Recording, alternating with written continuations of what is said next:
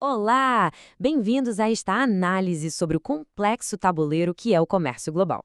Hoje, a gente vai tentar entender como os países se organizam em times, como eles criam regras e competem nesse cenário que está cada vez mais conectado. Bora mergulhar nisso?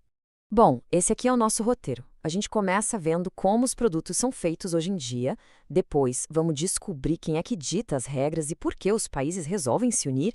Na sequência, faremos um tour pelos principais times, vamos conhecer os novos jogadores que estão entrando em campo e terminar com aquele grande debate: globalização contra protecionismo.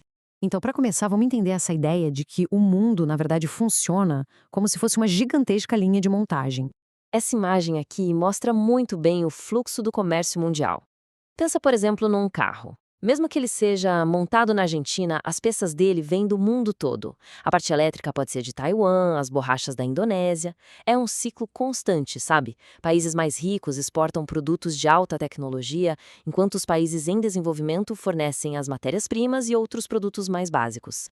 E o nome técnico para esse sistema todo é Divisão Internacional do Trabalho, ou DIT. Basicamente, cada país foca naquilo que pode oferecer de melhor, seja uma mão de obra mais barata ou uma tecnologia super avançada.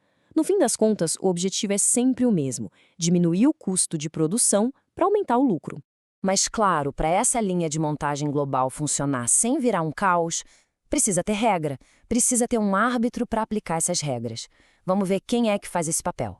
O principal árbitro do jogo hoje é a Organização Mundial do Comércio, a famosa OMC. Ela foi criada lá em 1995 e veio para substituir um acordo mais antigo, o GATT. O papel da OMC é organizar as negociações globais, tipo a rodada de Doha, e fiscalizar os acordos. Um bom exemplo foi o fim dos subsídios à exportação de produtos agrícolas, o que foi uma vitória e tanto para países exportadores como o Brasil. Só que a autoridade da OMC está sofrendo uma pressão bem forte. Países muito poderosos, como os Estados Unidos, por exemplo, têm preferido negociar acordos bilaterais, ou seja, direto com outro país, e com isso acabam ignorando as decisões da organização. Isso é uma ameaça para todo o sistema multilateral, onde as regras, em tese, deveriam valer para todo mundo igual.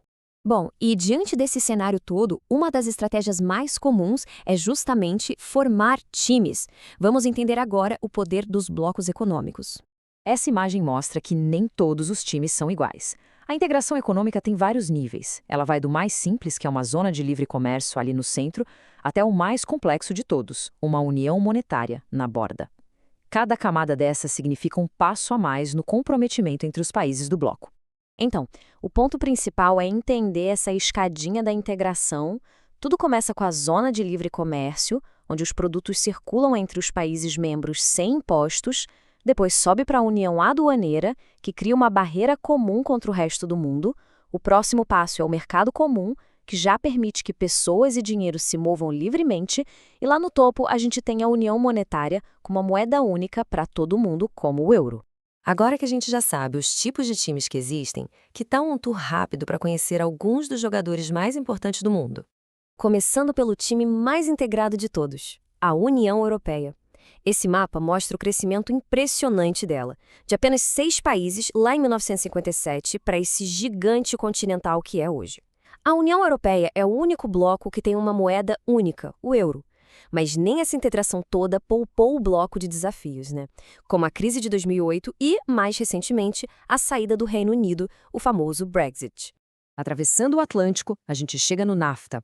Criado em 1994, esse acordo de livre comércio uniu as economias dos Estados Unidos, do Canadá e do México, criando um dos maiores mercados do mundo. O NAFTA, no entanto, sempre foi muito polêmico, principalmente nos Estados Unidos. Críticos como o ex-presidente Donald Trump chegaram a chamar o acordo de catástrofe, acusando o NAFTA de exportar empregos americanos. Essa pressão política foi tão grande que uma renegociação se tornou inevitável. E o resultado foi o USMCA, que entrou no lugar do NAFTA. O novo acordo é mais rígido, justamente para tentar responder a essas críticas. Por exemplo, agora uma parte maior das peças de um carro precisa ser feita na América do Norte e em fábricas que paguem salários mais altos. Foi uma tentativa de proteger os empregos locais. Vamos agora para a região da Ásia-Pacífico, onde o tabuleiro do jogo global está sendo totalmente redesenhado com o surgimento de acordos novos e muito poderosos. Esse mapa aqui mostra o que seria o maior acordo comercial das últimas décadas, a Parceria Transpacífica, o TPP. A ideia era juntar 12 países banhados pelo Pacífico, incluindo os Estados Unidos, com a ambição de ditar as novas regras ambientais e trabalhistas para a economia do mundo todo. Juntos, esses países representariam, pasmem, 40% de toda a economia do planeta. Era um projeto de proporções gigantescas. Mas aí, numa reviravolta daquelas, o presidente Trump retirou os Estados Unidos do acordo logo no seu primeiro dia no cargo. Sem o seu maior membro, o TPP original ficou paralisado, e isso deixou um vácuo de poder enorme na região. E como era de se esperar, esse vácuo foi preenchido bem rápido. Um novo titã entrou no ringue. O RCEP, a Parceria Econômica Regional Abrangente. E os números do RCEP são de cair o queixo. Liderado pela China, ele reúne 15 países da Ásia-Pacífico. Hoje, ele é simplesmente o maior bloco comercial do mundo, cobrindo 30% da população e da economia globais. É um mercado consumidor de 2,3 bilhões de pessoas. O contraste fica bem claro aqui. De um lado, a já estabelecida União Europeia. Do outro, o RCEP, o novo centro de gravidade da economia asiática. Mas a diferença mais fundamental é essa. O RCEP consolida a influência da China na região que mais cresce no mundo. E, um ponto crucial, ele deixa os Estados Unidos de fora do jogo. Tudo isso nos leva à nossa conclusão, ao debate que está definindo a nossa era e o futuro do comércio mundial. O que a gente vê hoje é um verdadeiro cabo de guerra. De um lado, a força da globalização que impulsiona a criação de blocos como a União Europeia e o RCEP. Do outro, o protecionismo, que coloca o interesse nacional em primeiro lugar e leva a coisas como o Brexit e a saída dos Estados Unidos do TPP. No fundo, é uma escolha entre mais cooperação ou mais competição unilateral. E a gente termina com uma pergunta para reflexão. No futuro do comércio mundial, o mundo vai construir mais pontes para se conectar ou mais muros para se separar? A resposta para essa pergunta vai definir a economia das próximas décadas.